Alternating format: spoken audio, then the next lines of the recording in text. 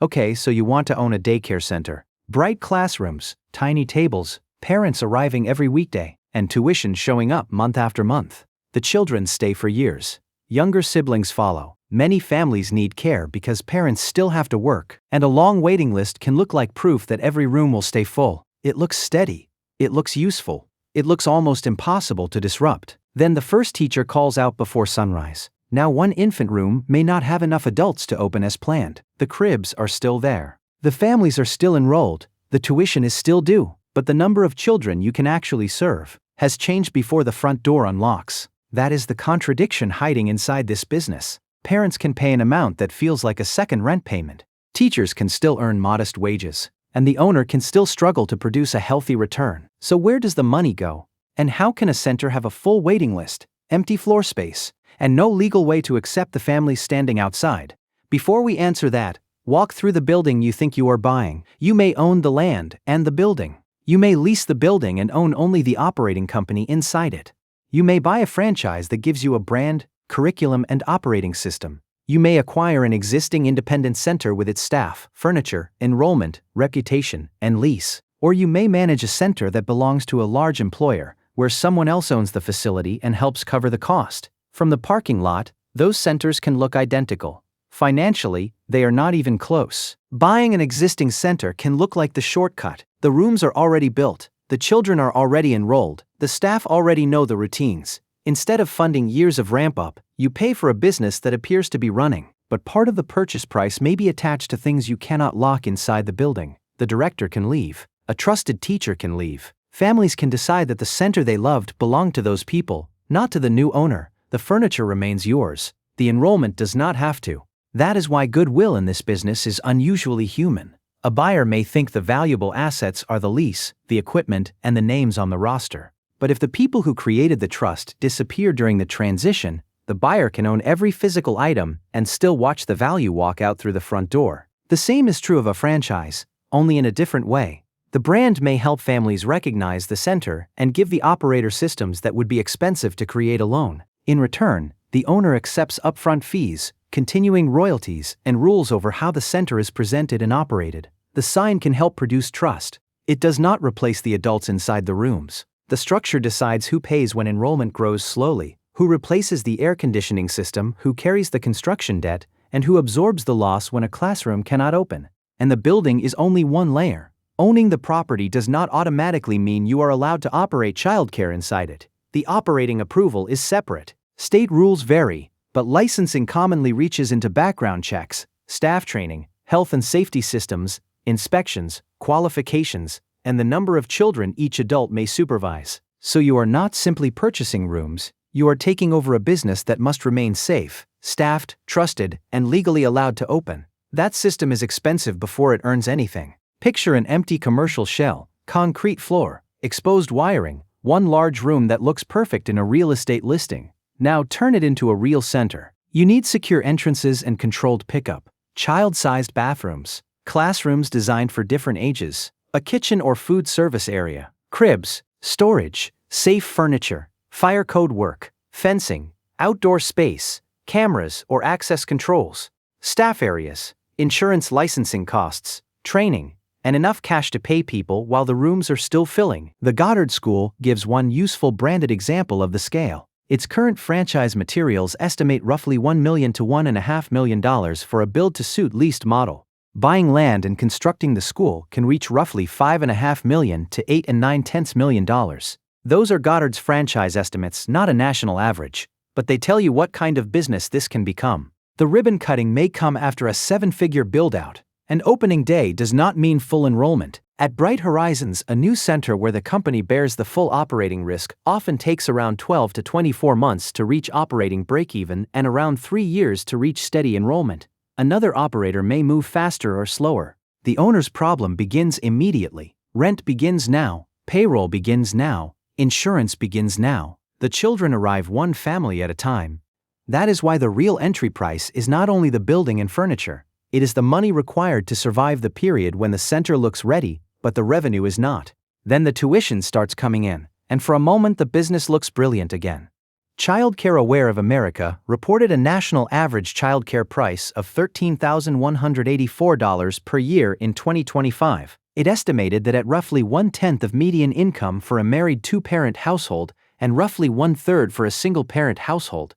That is a national cross-category average, not the price at one specific center. Premium operators in expensive markets can charge far more. Bright Horizons reported average monthly tuition from a large sample of its United States centers of about $2,765 for an infant, $2,565 for a toddler, and $2,175 for a preschooler. Now stand at the front desk on the first day of a new month. One parent signs in, then another, then another. Each family has a monthly invoice. Registration fees may sit on top. Some centers charge for extended hours, summer programs, or school break care. Qualifying centers may receive meal reimbursements. Some families use public childcare assistance. Employer-sponsored centers may receive additional support from the company that wants care available for its workers. Multiply those payments across every classroom and the revenue can reach 7 figures. This is why the outside view is so seductive. The customers return every weekday. The service cannot be shipped from a warehouse. A screen cannot supervise an infant. And once a family trusts a center, changing care can be difficult. But the highest tuition in the building may be attached to the hardest room to make work. Look through the window of the infant room. There may be 4 cribs, 4 families, and 1 teacher spending the entire day inside that room. Now walk down the hall to preschool. In California, as one clear state example, an infant center generally needs 1 teacher for every 4 infants.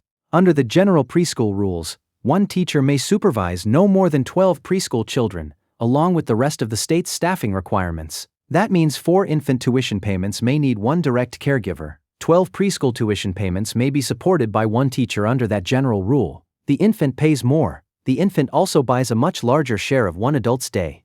Higher price does not automatically mean higher profit. The younger child needs more feeding, more diapering, more physical care, more close supervision, and a much lower number of children per adult. The preschool child may pay less, but the room can spread 1 teacher's cost across more tuition payments. That does not make infant care automatically unprofitable. Local tuition, wages, group size rules, occupancy, subsidies, and the layout of the building all matter. It means the age of the child changes the financial machine behind the same cheerful classroom door, and that machine is mostly payroll. Bright Horizons reports that salaries and benefits typically represent around 70% of a center's operating expenses. Not toys, not snacks, not electricity, people. The Bureau of Labor Statistics reported a median childcare worker wage of $15.41 per hour in May of 2024. That figure does not describe every director, teacher, or specialist, but it reveals the squeeze. Parents can feel that tuition is painfully high. Workers can reasonably feel that their pay is low for the responsibility they carry, and the owner can still watch most of the operating budget disappear into payroll because the business requires so many adults. One modest wage does not create a modest labor bill when the building needs opening staff, closing staff, classroom teachers, floaters, break coverage, substitutes, a director, training time, payroll taxes, and enough backup to survive an ordinary sick day. You cannot solve this by placing twice as many children with each adult. Those limits exist to protect the children, so payroll is not a cost. You can simply cut without touching the service itself. And this is where the teacher who called out before sunrise becomes more important. It is 6:15 in the morning. The director sees the message before leaving home. 1 infant teacher is sick. The substitute list has 3 names. 1 is already booked. 1 cannot arrive until late morning.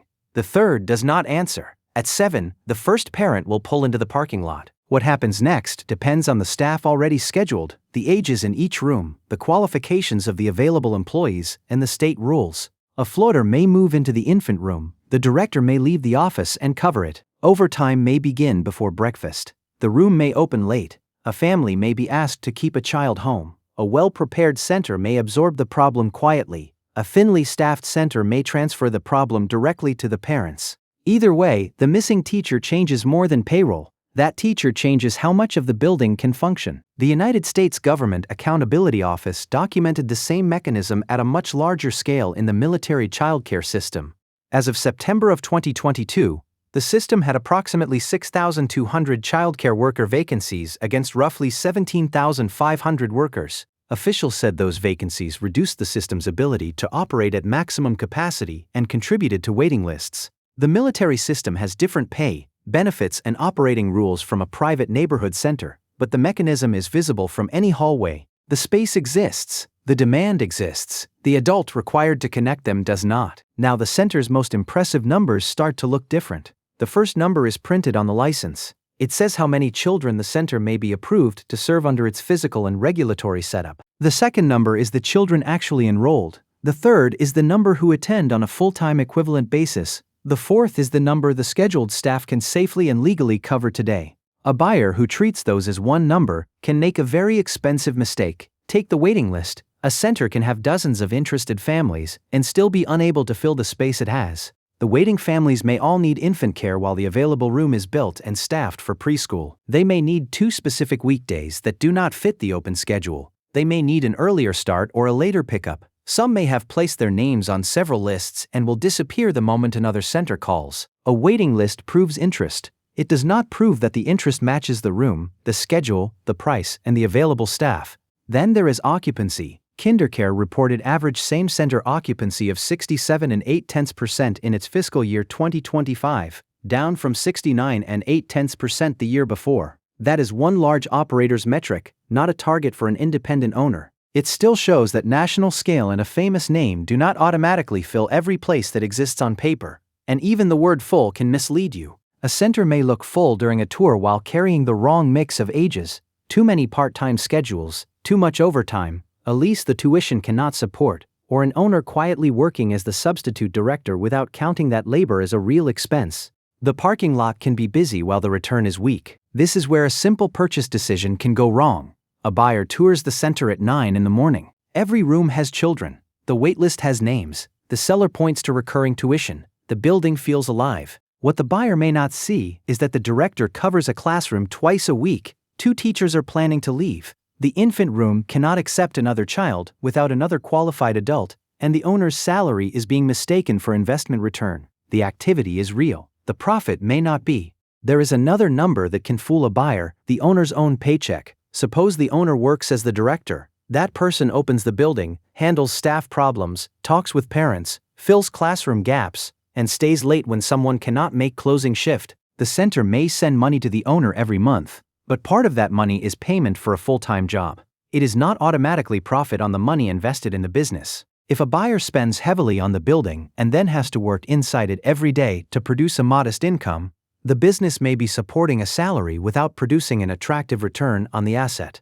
Replace the owner with a hired director at a real market wage, and the apparent profit can shrink quickly. This distinction matters because daycare ownership can hide labor in the same place it hides financial weakness, inside the owner's schedule. Now take that same cost structure and remove the children. Bright Horizons gives us one of the clearest public stress tests because it reports its full-service center-based childcare business separately from some of its other services. In 2019, before the pandemic, that segment generated roughly $1,684 million of revenue. It produced about $166 million of operating income, an operating margin of 9.9%. Then attendance collapsed. In 2020, segment revenue fell by roughly 38.7%. Tuition revenue fell by roughly 45.3%. The operating margin moved from positive 9.9% to negative 15.1%. The segment recorded an operating loss of approximately $155 million. The pandemic was not a normal bad year. It was an extreme stress test, which is exactly why the case matters. It removed the customers faster than the business could remove the obligations. The classrooms emptied. The buildings remained. Managers, systems, insurance, maintenance, reopening work, and enough employees to preserve the business did not vanish at the same speed. Government support reduced some of the burden. It did not turn the loss into a profit, and recovery took time. The segment was still slightly negative in 2021. By 2024, its operating margin was 2.7%. In 2025, it generated about $2,081 million of revenue and roughly $66 million of operating income, around 3.2%. Billions of dollars moved through the centers. The operating margin remained narrow. That does not tell you what an independent owner will earn. It tells you something more basic about the model. Revenue can disappear faster than the system required to produce it. And now the business can finally be seen for what it is. A daycare center is not mainly selling access to a room. It is selling the ability of a parent to hand over a child in the morning, go to work, and trust that the center will still be functioning when they return. The thing that earns the tuition is a safe classroom with the right adults inside it for the hours the family was promised. The chairs do not create that. The license does not create that. The waiting list does not create that. People do. This is why staffing is both the largest expense and the mechanism that turns the rest of the investment on. It is why trust has financial value. Parents need to believe the same center will open tomorrow. They need to believe the teachers know their child. The pickup rules are real. The staffing rules are followed. And problems will be communicated honestly. Regulators need to believe the center remains compliant. Employees need enough stability and support to stay. When that trust holds, the operation becomes stronger in ways a balance sheet does not immediately show. Families remain, siblings enroll, teachers learn the children, the director spends less time replacing people, a parent who could leave decides not to. That trust also changes how a center grows. A family rarely experiences enrollment as a simple purchase. A parent tours the rooms, watches how teachers speak to children, asks who will be there at pickup, and notices whether the same faces appear from week to week. The decision may take days or months. The relationship can last for years. That creates a valuable pattern when the center is stable. One child moves from the infant room to the toddler room. A younger sibling later enters the infant room. The family already understands the schedule, the rules, and the people. But the same pattern works against the owner when reliability breaks. A disrupted week is not only one unhappy customer interaction, it can make a parent reconsider several future years of tuition in the care of another child who has not enrolled yet. The center is collecting monthly payments. It is earning them one morning at a time. When it breaks, the damage can move in the opposite direction. A teacher leaves, the schedule tightens, overtime rises, the director spends more time covering rooms, parents experience disruptions. Some begin calling other centers. The remaining staff carry more pressure. The center may still look open. The system underneath it is becoming weaker. And there is one more reason two centers with the same sign, the same tuition, and the same number of children can produce completely different outcomes. One may carry all the risk, the other may be paid to operate someone else's solution. Picture a neighborhood center in a leased building. The operator funds much of the build-out, signs the lease, hires the staff, markets to families, and pays the bills while enrollment grows. If the rooms fill slowly, the operator carries the loss. If the facility needs work, the lease decides who pays. If tuition does not cover payroll and rent, the owner supplies the missing cash. Now move the same classroom onto the campus of a large employer. Parents still pay tuition. The children still need teachers, but the employer may supply the facility, handle major maintenance, pay a management fee, and cover the difference when parent tuition does not meet the operating cost. Bright Horizons operates both broad models. In its profit and loss centers, it bears enrollment and operating risk. In many cost-plus employer-sponsored centers, the employer helps absorb that risk. Roughly 3/4 of its centers were under the profit and loss structure, and about 1/4 were cost-plus in 2025. The children may never know the difference. The owner feels it every month. One center depends on tuition covering nearly everything. The other has a second party that values childcare because it helps keep employees at work. That is why the strongest daycare business is not automatically the one with the highest price, the newest playground, or the longest waiting list. It is the one where the pieces fit. The local demand can support the actual tuition. The facility cost is reasonable for the number and ages of children the building can serve. The director is dependable. Teachers stay. There is enough substitute depth to handle normal absences. Enrollment is strong in the rooms that can actually operate. The owner has enough cash to survive the ramp-up. Debt does not assume perfection. Safety and honest communication are not treated as optional expenses. Under those conditions, a mature center can become a durable local business. Bright Horizons says mature centers often generate roughly $1,800,000 to $2,800,000 in annual revenue, depending mainly on size and capacity, with gross margins of roughly 20 to 25%. That is gross margin, not the amount an owner puts in a bank account. Overhead, interest, taxes, and other expenses still remain, but it shows why people continue to build and buy these centers. When the enrollment, staffing, price, facility, and support structure align, the business can create real value. Now run the same center under weaker conditions. The owner pays too much for the building because the neighborhood looks affluent. Construction runs over budget. The debt payment starts before enrollment is mature. Most of the demand is for infants, but the tuition cannot fully cover the required staffing and facility cost. 2 teachers leave within a short period. Overtime rises. The director begins covering classrooms instead of running the center. The owner steps in as unpaid labor and calls it profit. The rooms still contain children, the monthly revenue still looks impressive, but the business is using exhaustion and hidden labor to keep the numbers standing. That version can remain open for a long time. It can remain useful to families. It can even look successful from the outside. It can still be a poor asset for the person who owns it. So, does owning a daycare center work? Yes, when the center can keep enough qualified adults in the right rooms, charge or receive enough support to cover the true cost of each age group, keep the facility burden under control, and survive the years and disruptions before the operation becomes stable. It becomes fragile when the owner mistakes need for guaranteed profit, a license for usable capacity, a waiting list for cash, or a crowded hallway for a healthy return. Go back to the morning from the beginning. The first parent pulls into the parking lot.